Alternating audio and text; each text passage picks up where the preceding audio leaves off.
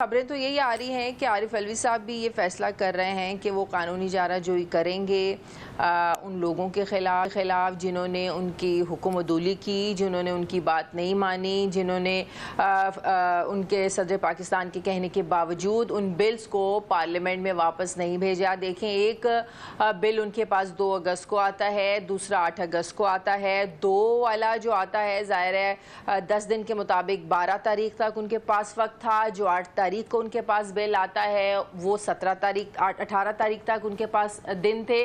तो 9 अगस्त को तो असेंबली तहलील हो जाती है। तो मसला ये है कि जॉइंट सेशन भी अगर आपने बुलाना था तो वक्त तो था नहीं, तो इसके लिए आपको नई पार्लियामेंट का इंतजार करना पड़ना था। नई पार्लियामेंट आती, वो जॉइंट सेशन बुलाते, उसके बाद मुतफिका तौर पर वहां पर मंजूरी होती, फिर उसी प्रोसेस के जरिए सदर पाकिस्तान के पास वापस आता, फिर सदर पाकिस्तान दस्तखत तब भी अगर मुत्तफिक ना होते और वापस भी ना भेजते तो फिर खुद ब खुद ये कानून बन जाना था। लेकिन इतना ज़्यादा कॉम्प्लिकेटेड इस मामले को बना दिया गया है। मेरे ख्याल में मैं कल से ये बात कर रही हूँ कि सुप्रीम कोर्ट को, चीफ जस्टिस को इस पर एक्शन लेना चाहिए। ये एक बहुत बड़ा मसला है, बहुत से लोग इससे इफेक्ट होंगे। असद उमर भी गिरफ्तार हो चुके हैं साइफर मामले को लेकर, शायद शाह महमूद कुरैशी भी गिरफ्तार हो चुके हैं। अब उसकी FIR में अभी मैंने भी FIR तो नहीं देखी है कि FIR में जो उनकी गिरफ्तारी हुई है क्या वो इसी एक्ट के तहत हुई है, इन्हीं कवानीन के लागू होने पर हुई है, ये अभी देखना बाकी है। लेकिन जिस तरीके से, जिस बेबसी में सदर पाकिस्तान ने माफ़ी मांगी है कि मैं माफ़ी मांगता हूं जो इससे लोग मुतासिर होंगे, तो यकीन करें। अच्छा शाह साहब, इस चीज़ को भी एड्रेस कीजिएगा। बड़े कहा कि आपने जो ट्वीट देखी उसमें उन्होंने कहा कि मुझे पता है कि मुस्तकबिल में लोग इससे इफेक्ट होंगे और मैं पहले से इस चीज़ की माफ़ी मांगता हूँ। लेकिन आर्टिकल जो है आइन का 275 उसके मुताबिक आपके सदर पाकिस्तान ने ऑब्जर्वेशन देनी होती है। अच्छा, उन्होंने ऑब्जर्वेशन भी नहीं दी, अपने स्टाफ से कहा कि बर वक्त जो है इस मुद्दत के अंदर अंदर इसको वापस भेज दिया जाए। अपने स्टाफ को बारहा ये कहा जा रहा है कि उन्होंने बारहा कहा कि वापस भेज दिया जाए। अब ये क्रेडिबिलिटी पे कितना बड़ा क्वेश्चन है अगर बात की जाए कि वो कहते हैं कि उन्होंने अपने ओहदेदारों को बदनाम करने का इंतखाब किया, वजारत कानून ऐसा कह रही है, तो उनकी क्रेडिबिलिटी कहाँ स्टैंड करती है कि अगर सदर पाकिस्तान का स्टाफ ही ये काम कर रहा है और उनकी बात नहीं मान रहा है या उनको बॉदर नहीं कर रहा।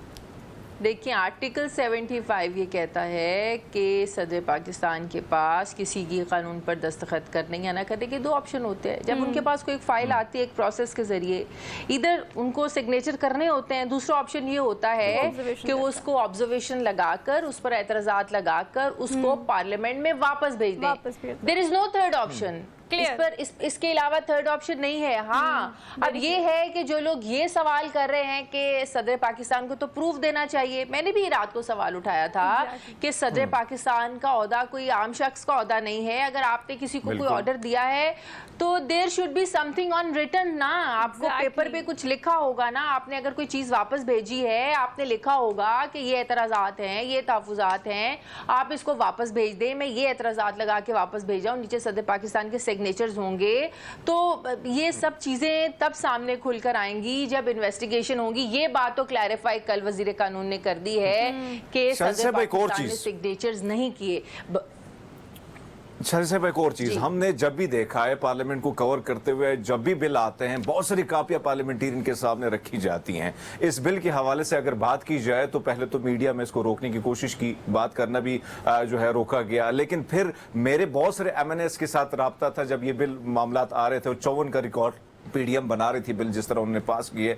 उनमें से बहुत सारे MNAs पार्लियामेंटेरियन का कहना है कि इसकी कॉपी हमारे पास थी नहीं। इस तरह ये उजलत में ये बिल पास करना और फिर अचानक आपको क्या लगता है, अगर ये बिल अब जो कानून बन चुका है, जो कहा जा रहा है कि बन चुका है, तो आपको क्या लगता है कि कितना खमियाजा जो है आवाम को कितना भुगत पड़ेगा और इन्हीं सियासी जमातों को, और खासकर ये PDM जिस तरह हमने देखा 16 महीनों में जिन्होंने चीजें की, इनको कितना नुकसान होगा फ्यूचर में?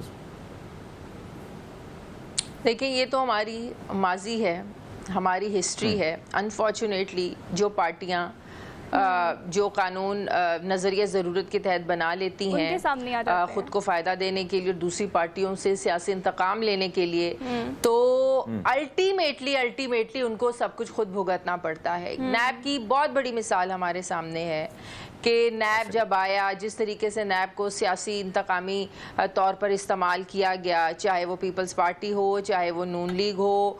हमें याद है जब पीपल्स पार्टी की 2008 में हुकूमत आई थी, पीपल्स पार्टी ने बहुत कहा नून लीग से कि आप जो है ये नैब कवानीन में तरमीम कर लें। तो नून लीग को शायद उस वक्त इस बात का अदराक ही नहीं था कि कल को ये कानून और ये सब कुछ उनके गले भी पड़ सकता है। फिर बाद में हमने देखा जो कुछ हुआ नून लीग के साथ। फिर नून लीग ने भी एक वक्त में चाहा कि इसमें तरमीम कर ली जाएं, तब कोई और संजीदा नहीं होता था। फिर जब तहरीक इंसाफ की हुकूमत आई तो तहरीक इंसाफ ने भी बहुत इस्तेमाल किया। तो आज तहरीक इंसाफ भी जो है वो उसी की भेंट चढ़ रही है। तो ये हमारी अनफॉर्चुनेटली हमारे सियासतदान माजी से सीखते नहीं हैं। सियासतदान जो चीज़ें बनाते हैं अल्टीमेटली कल उनको वो खुद भी भुगतना जो है वो पड़ती हैं। तो मेरे ख्याल में अगर ये कानून बन जाता है, जो बन गया है कानून, कुछ लोग तो कह रहे हैं, शाइक उस्मानी साहब भी कह रहे हैं कि जब दस्तखत किए ही नहीं तो भाई कानून बन कैसे सकता है? जब जॉइंट सेशन में दोबारा मंजूरी हुई नहीं तो कानून कैसे बन सकता है? और एक और अलमिया ये है कि हमारे मुल्क में हर कोई अपने मतलब के मुताबिक हर कानून को इंटरप्रिटेट करता है। तो मेरे ख्याल में इसमें चीफ जस्टिस साहब को इसको देखना चाहिए, इस पर सो मोटो लेना चाहिए। तहरीक इंसाफ तो जा रही है सुप्रीम कोर्ट, तो इसकी तशरीह के कानून बना है, कानून नहीं बना तो चीफ जस्टिस साहब को पूरी कौम की रहनुमाई फरमानी चाहिए।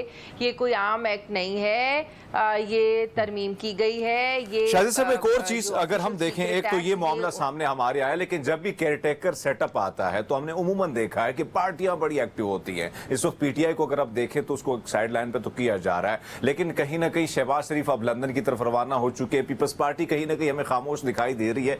जल्द से जुलूस हुआ करते थे, रैलियां हुआ करती थी, लेकिन क्या आपको लगता है कि इनको भी अंदाजा हो चुका है कि भैया ये मामला अब ठंड पै गई है, इलेक्शन बड़ा दूर दूर तक उसके असरात नजर नहीं आ रहे हैं?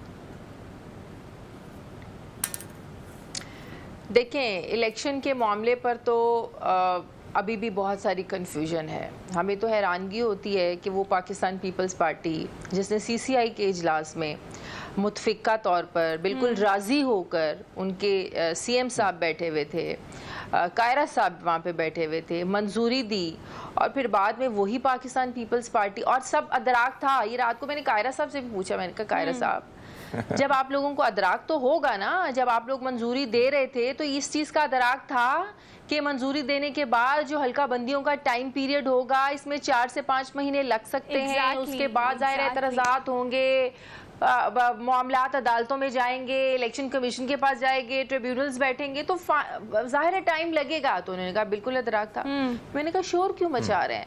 तो फिर जाहिर है सियासतदान इस चीज़ की अपनी जान खलासी कराने की कोशिश करते हैं, अपनी जान छुड़वाने की कोशिश करते हैं। हर एक की अपनी राय हो सकती है, ये पार्टी की राय नहीं है, ये शहरी रहमान की अपनी राय है। आपकी बात बिल्कुल ठीक है कि जाते जाते उजलत में जितने कवानीन पास किए हैं